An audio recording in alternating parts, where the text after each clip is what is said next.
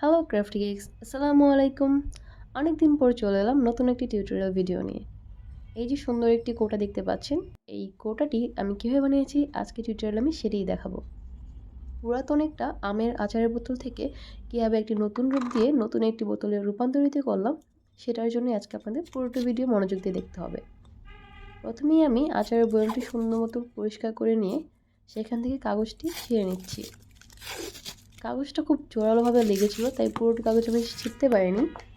সেই কারণে ভাবলাম এটির উপরেই আমি কালারটা করব। আমার আজকে থিম ছিল একটু চকলেটি একটা ভাইব রাখার জন্য।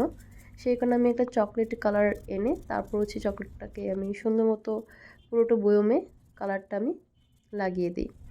এটার জন্য আপনাদের আমি একটা হ্যাক্স বলতে পারি। আমাদের বাসায় সবারই কম বেশি একটা মাজুনি টাইপের থাকে, যেটা দিয়ে আমরা মূলত থালা বাসন মেজে থাকি। সেখান থেকে আমি ছোট করে একটি টুকরো কেটে এবং আমার যেই কাপড় শুকানোর পিন থাকে সেটাকে লাগিয়ে আমি সুন্দর মতো আমার কালারটা করে নিয়েছি। এভাবে কালার করলে আপনাদের কালারগুলো দেখতে খুবই অ্যাট্রাকটিভ লাগে। নর্মালি ব্রাশ দিয়ে আপনারা করতে পারেন, তবে এই জিনিসটা একটা অন্যরকম একটা লুকস দেয়, ঠিক যেমনটা আপনি এখন দেখতে পাচ্ছেন।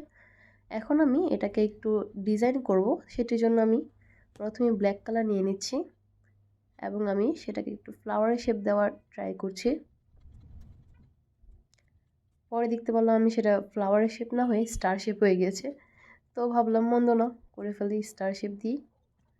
এভাবে আমি ব্ল্যাক আর হোয়াইটের একটা কম্বিনেশন রেখেছি এবং উপরের পার্টটুকুতে আমি হালকা করে একটা ব্লু কালার দিয়ে দিয়েছি।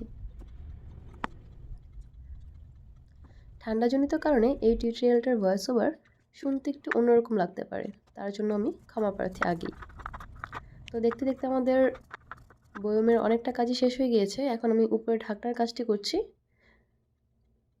ঢাকনাটিতেও আমি চকলেট কালারটি রাখছি, সেটার জন্য আমি সুন্দর মতো চকলেট কালারটা চারপাশে দিয়ে ভালো মতো দিয়ে নিচ্ছি যেন ভিতরের কাগজটা শো না হয়।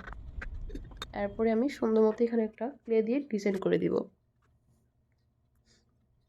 আর ভিতরের বয়মের মধ্যে যেন জিনিসটা দেখতে একটু অ্যাট্রাকটিভ লাগে, সে কারণে একটু গোল্ডেন কালারের একটা উপরে শেড দিয়ে নিচ্ছি। এই তো অলমোস্ট শেষের দিকে আমরা চলে এসেছি। পুরাতন একটা বয়মকে কীভাবে একটা অন্যরকম লুক দিলাম আপনার সাথে শেয়ার করলাম ভিডিওটা। এখন জাস্ট আমার একটুখানি কাজ বাকি আছে। উপরে বয়মটা একটু খালি খালি লাগছিল আমার কাছে, সেই কারণে আমি আরেকটু ডিজাইন করে দিয়েছি। এই তো দেখতেই পাচ্ছেন আমার ফাইনাল লুকটা। এই তো হয়ে গেল আমার পুরাতন একটা বয়মের নতুন একটা লুক। কেমন লাগলো আপনাদের কাছে কমেন্টে জানাতে ভুলবেন না। Don't forget to like, comment, share. Bye bye.